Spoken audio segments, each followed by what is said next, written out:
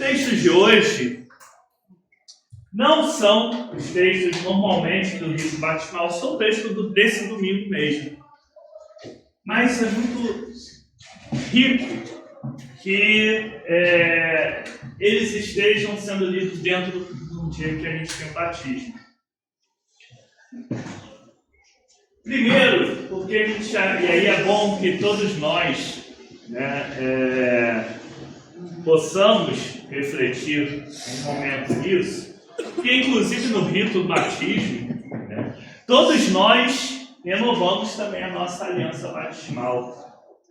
Eu gosto de brincar assim, se fosse um crime, estava todo mundo condenado junto, porque está todo mundo que participa. O batismo não é um ato isolado, não é um ato individual, é um ato comunitário. A comunidade toda batiza aquela criança, no caso, né? Às vezes acontece ser um adulto, mas temos aqui uma criança. E quando uma criança ainda mais forte esse aspecto comunitário, porque justamente a criança ela não está fazendo as promessas por ela.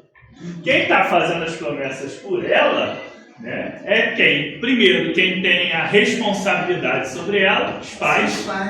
Né? E existem algumas pessoas que são indicadas que elas se assumem também essas promessas, se responsabilizam em ajudar nessa educação ali, né, no cumprimento dessa promessa, dessa criação, os padrinhos, madrinhas, né? Pessoas que estão ali para estar junto. Então, assim, a pessoa acha às vezes que vai ser o padrinho, vai ser a madrinha bonita, legal. Mas é uma responsabilidade, é para a vida toda. É pior do que casamento. Casamento você divorcia. Padrinho não tem divórcio de padrinho, não tem nada disso. É uma responsabilidade para o resto da vida. Então, é um compromisso que vocês vão estar assumindo diante de Deus e diante da comunidade por essa criança, que ela ainda não responde por ela. E isso é uma tradição desde lá do tempo do povo de Israel, né? Porque os judeus faziam isso com a criança na circuncisão.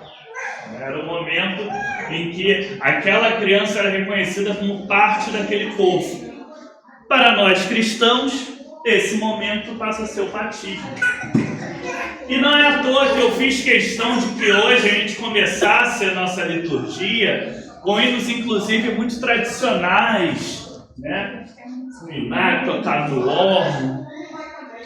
Porque hoje é o dia que oficialmente Luiz Henrique vai estar fazendo parte, ele não vai ser só batizado, ele vai estar fazendo parte de uma grande família de fé do povo que vem aí atravessando ao longo de gerações e gerações, né? Em que aqui se reúne uma pequena parte dele, né? Mas que está espalhado por todo mundo, espalhado pela história.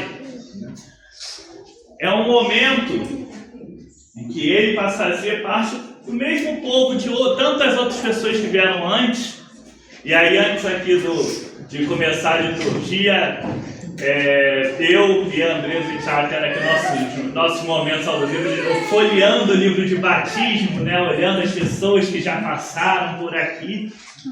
E são todos dessa mesma família que o Luiz está chegando agora, nessa mesma família de fé, e que vai passando de geração em geração, vai chegar lá nos apóstolos, lá em Pedro, lá nos outros apóstolos, até chegar em Cristo. O batismo é um momento muito forte nesse sentido. O batismo não é para proteger a criança ou só uma ocasião social. É claro que uma coisa que nós gostamos é da alegria, da festa, do encontro. É claro que a ocasião social é importante, né? Quem gosta de tristeza é o inimigo. Deus gosta da alegria. Não é à toa que o principal sacramento da fé cristã é um banquete. né? É justamente a comunhão, esse momento de confraternização. E por que eu falei que era tão interessante essas leituras de hoje terem caído justamente no dia de batismo? Porque se o batismo é um compromisso para a vida toda, porque o que hoje é feito é isso, é um compromisso para a vida inteira do Luiz Henrique, pela eternidade.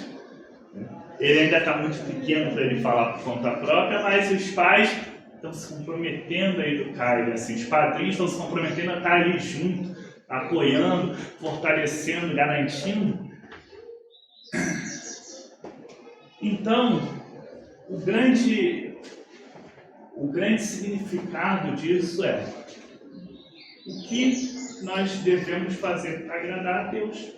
Porque, na verdade, o batismo é isso, esse grande compromisso dessa grande família de fé com Deus. E é um compromisso que não vai ficar preso só no ritual. Nós lemos o texto de Oséias, no início. O profeta Oséias, ele viveu num momento muito difícil para aquele povo. Povo dividido, irmão contra irmão, né? A situação não era das melhores. Ele próprio, inclusive, vai usar o seu próprio casamento para mostrar como é que era a relação do povo com Deus, né? Ele se casa com uma mulher infiel e ele vai mostrando que aquilo que estava fazendo, na verdade, era o que o povo fazia com Deus constantemente. E naquele momento, com o povo lá dividido, né, principalmente ali entre Efraim e Judá, esses nomes vão aparecer, esses dois grupos, né, faziam parte do mesmo povo, mas já tinham se dividido ali naquele momento, vão aparecer em outros momentos na Bíblia, às vezes até com outros nomes. Efraim vai aparecer, às vezes, como Israel, vai aparecer, às vezes, como os samaritanos, né? E Judá vão ser os judeus. E ali estava uma disputa de quem era o mais santo, quem era o mais perfeito, quem era o que agradava a Deus. Isso é uma guerra que vai durar ainda muito tempo depois do profeta Oséias. Nos tempos de Jesus ainda vai ver essa confusão toda e vai deixar todo mundo confuso quando ele vai falar do bom samaritano. E os dois estavam ali, todo mundo achando que era o máximo, que era o mais perfeito, o melhor. E no final o profeta fala que nenhum dos dois estava de fato agradando a Deus. Que o que Deus quer não é uma fé, uma religião de fachada, Ele quer um compromisso de vida. Ele quer misericórdia, não sacrifícios, não oferendas, não rituais externos.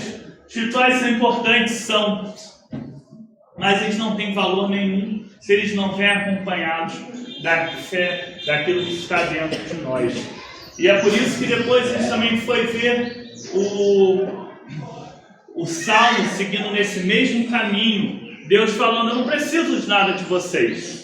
Querem ofertar alguma coisa? Oferta a gratidão, a vida de vocês.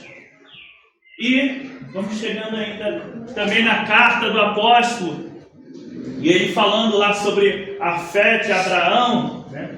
Inclusive uma das passagens que muitos consideram de mais bonitas, né? Falando que Abraão esperou contra toda esperança, creu na esperança contra toda esperança. Ou seja, quando tudo estava se mostrando impossível, ele ainda se manteve firme ali em Deus e confiou naquilo. E é por isso que ele é chamado de pai na fé. Não porque ele era perfeito, aliás, uma coisa muito, que eu pelo menos acho muito interessante na Bíblia, nenhum dos nossos heróis na fé era perfeito. Todos eles, a Bíblia ela mostra muito claramente as falhas deles, né? Pedro pisa na bola, os profetas pisam na bola muitas vezes, né? Rei Davi tinha um coração, também vacilou. E faz parte, eles eram humanos. Abraão tem um currículo complicado. Mas todos nós somos assim. Todos nós temos nossos erros, nossos defeitos. O que nós somos chamados por Deus não é a sermos aquela perfeição dos anjos.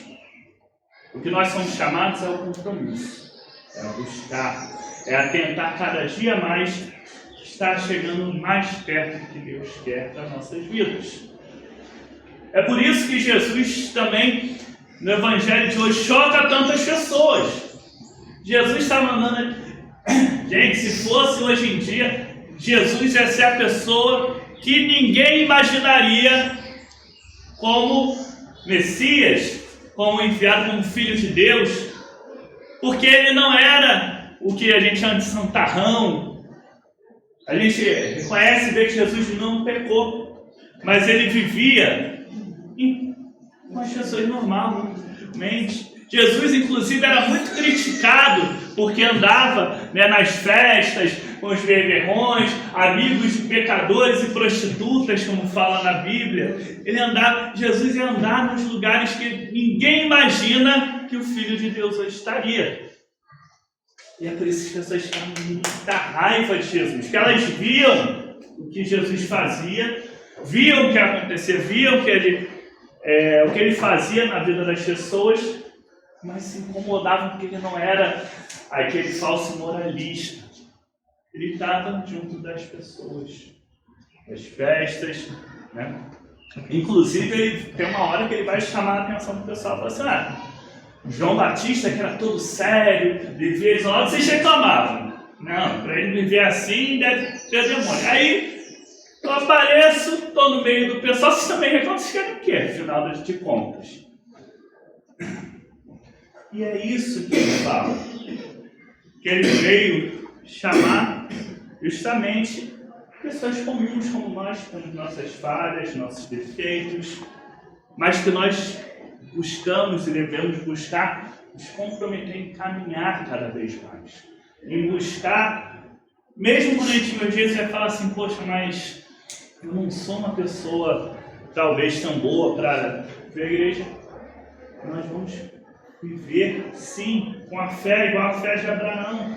Sim, Deus vai capacitar a gente para viver as coisas. Deus quer que nós estejamos em todos os lugares, sendo sal da terra e luz do mundo. Que nós possamos multiplicar o bem, que possamos multiplicar a misericórdia, que nós possamos multiplicar o amor de Deus por onde nós passemos. É isso que Ele nos chama. E aí, com todos esses textos hoje, no dia de batismo, em que Luiz Henrique vai estar assumindo, esse compromisso da sua vida, já desde pequenininho, de ser sal da terra, de ser luz do mundo, e todos nós também temos a oportunidade de olhar para Ele, participar com Ele e recordarmos do nosso próprio compromisso, do nosso próprio batismo, do chamado que Deus nos deu. Que possamos ser fortalecidos na fé, na esperança e no amor no dia de hoje, para vivermos cada vez mais de forma agradável nosso Senhor Jesus Cristo. Amém.